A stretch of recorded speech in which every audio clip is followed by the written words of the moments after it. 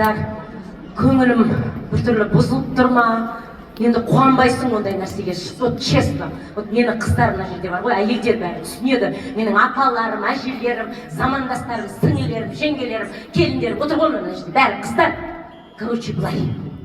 Мына еркектер не істейміз, а? Бұларды қалай түсінуге болады? Айтыңдаршы. Әжелер. Енді бізде енді ойбай-ау енді 30 жылдан асып кетті, 40 жыл болады скоро. Әлі түсіне алмай келеміз. Мен жаңа ғана анау Гуля деген подружкамның үйінен келе жатыр. Представляете? Өмірі ойламайсың, анан күйеуі бар ғой, қой аузынан шөп алмайды, енді алса да көп алмайтын шығар.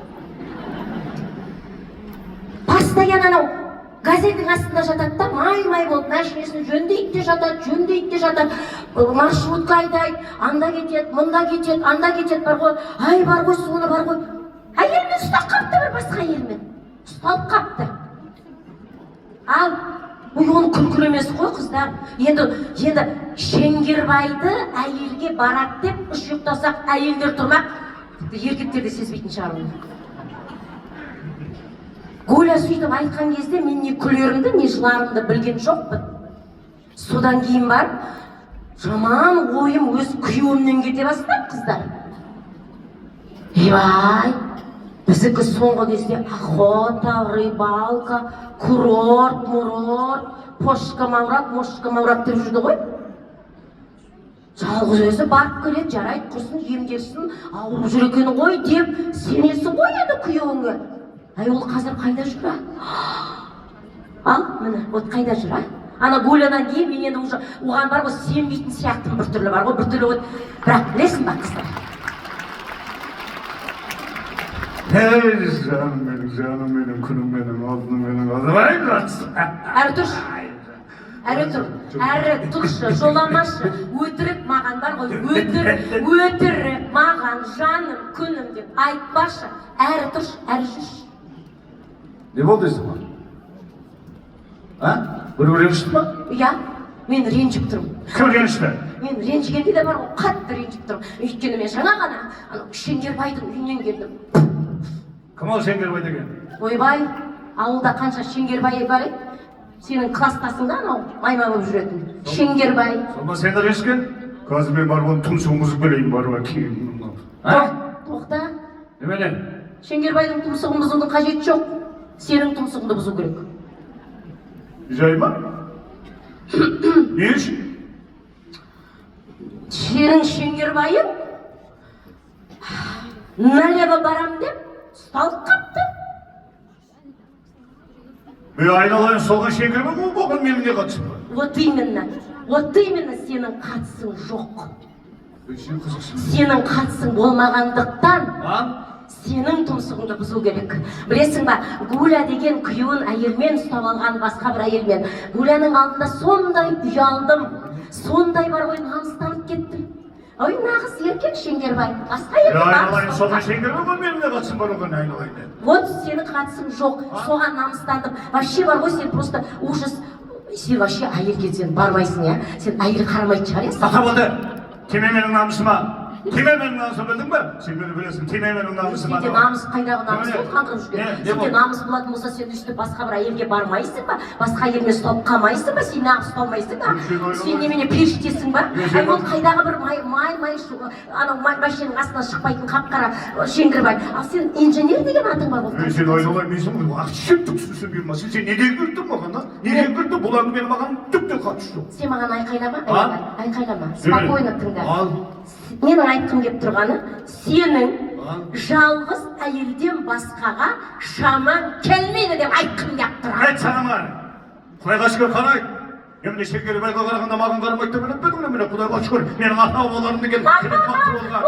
Білемін сенің ата-бабаңды. Ана қарғатаң 10 әйелден бар ғой, ойбай, 10 баладан туғызған. Сонда өздерің ойлаңдар, 100 бала. Одан кейін бергі атаң өзіңнің 5 әйелден 5 5-6 баладан туғызған. Енем айтып берді ғой, отбасы болып, жайқалып, бір-бірімен керемет өмір сүріп жатыр дейді. Баланың көп болғаны рақат қой. Сенде ол да жоқ. Шеңгербай барған кезде мен бара алмайтын. Шеңгербай молодец. Немене Шеңгербай молодец. Құдайға шүкір мен де бара аламын. Шеңгербай барған кезде мен не бара алмай тұрсың. Сен барсаң қайда? Сен ұсталған жоқсың ғой әлі. Бар менде Құдайға шүкір. Қойшы. Бар менде. Ал болса қайда? Қайда немене сен жасаған обязательно көрсету керек па? Жоқ, неге көрсету керек? Мен енді танысайын да онымен. Бар менде. Ой, жоқ, сенде жоқ. Қайда қойшайдан? Бар болса жүресің ба? Мен баяғыда ұсталған деді ғой сен. Сізге дәлел мен білесің, мен көзіммен көрмей, оған сенбей. Осы сен менің намысыма түйгенің үшін ба? Қазір мен осында келіп алып келемін. Білдің ба? Алып келемін. Намысың болса алып кел. Жігітсің ба? Алып кел. Алып келемін, білесің ғой менің жырымды білесің менің.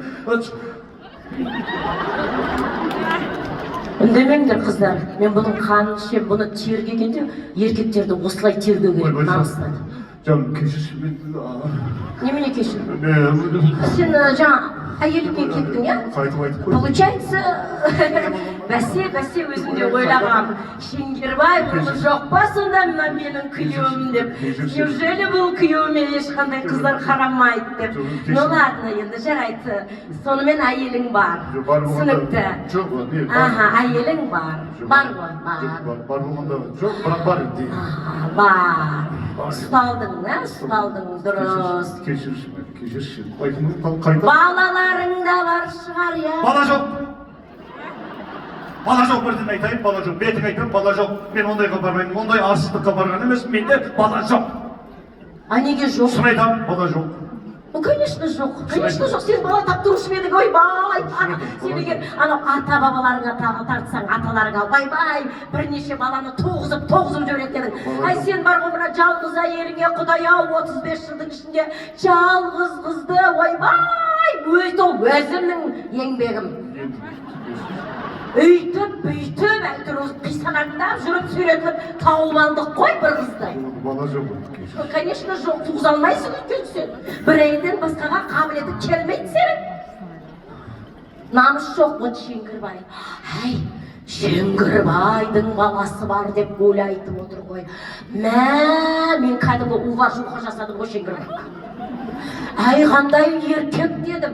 Екінші әйел алған, үші бала тапқызған дедім ғой Шеңгірбай. Молодец!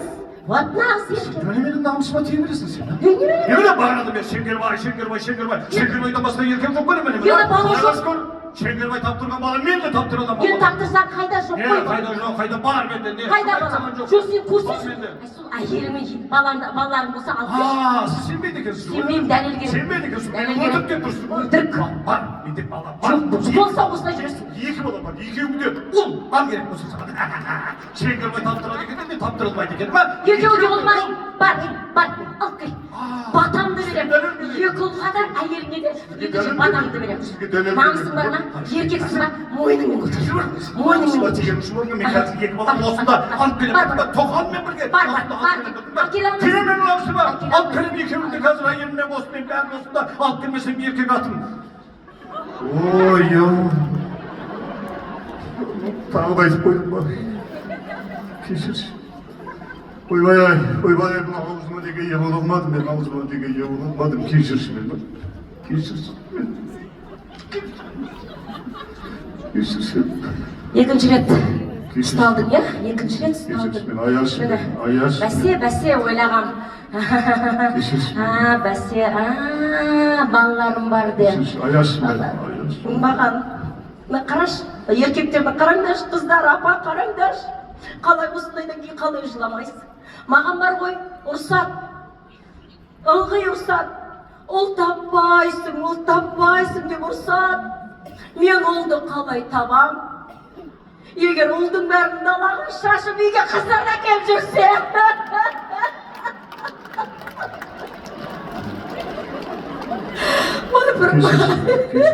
Аяшым мен, кешірші, қайдан айтып қойма. Жоқ, қалай табам?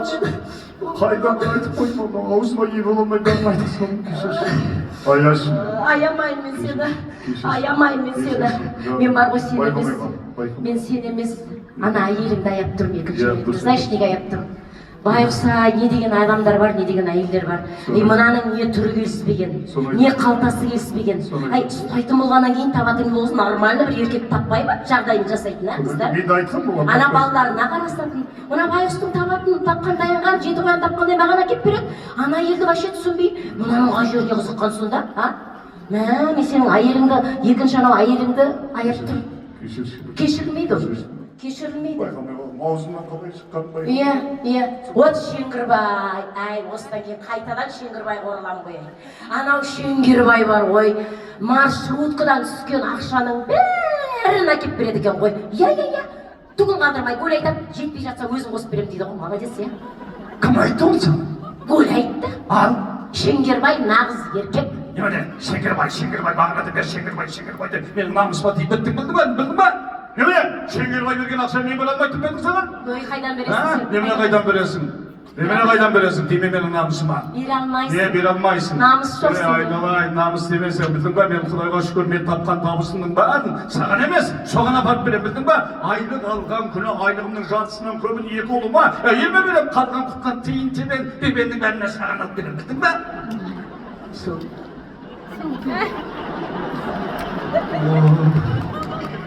Кешірші. Тағы айтып қойды, кешірші. Қайдардан айтып қойды ма? Қазір бар ғой сенің анау мұрныңды бетіңді фарш жасаймын қазір. Міне, еркектер, міне, осыларға сенеміз біздер. Аялаймыз, әлпештейміз, бұлардың жасап отырғаны мынау оңбаған курортқа барғыз, соңғы кезде мен саған көрсем. Сен білесің ба, мен жарайды, мен үндемей ақ қояйын. Сен, қазір мен сені ендеңе айтам, мамама. Өз мамама айтам, сен мамамның мінезін білесің. Ол қазір сенімен басқаша сөйлеседі. Ол білді.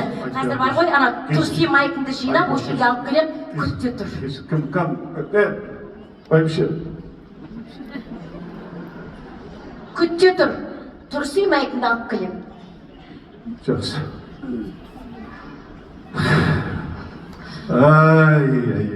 Еркектер.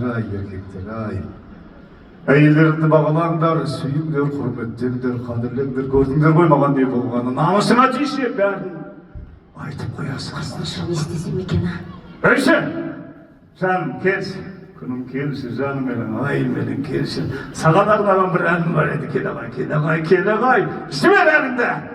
Тарқаған жоқ әлі, ашуың.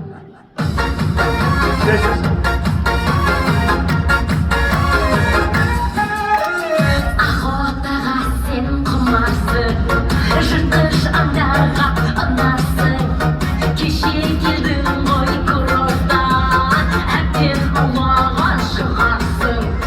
Сен мені олай алдама, тыя алмай жүрсең күлкіні, енеңе айтсам осыны, сен аулайды бір күні.